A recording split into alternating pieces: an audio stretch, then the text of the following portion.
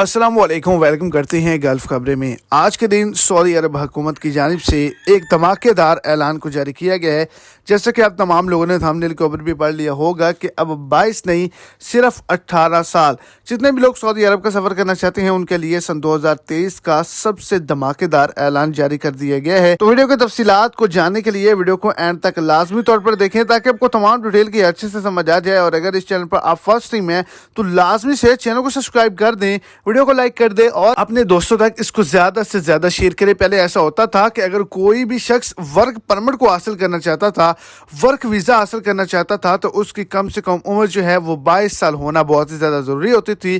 किसी भी gulf country का सफर करना चाहता था तो उसके लिए ये शराइत लाजम तौर पर, कानून लाजम तौर पर होता था। लेकिन आज के दिन सऊदी हुकूमत की जानिब से इस चीज़ को ख़त्म कर दिया गया है कि अब 18 साल का जो शख्स है वो भी वर्क परमिट को हासिल कर सकता है। किसी कफील के अंडर, कंपनी के अंडर जो है वो काम करने के लिए सऊदी अरेबिया के लिए अप्लाई कर सकता है और आ सकता है।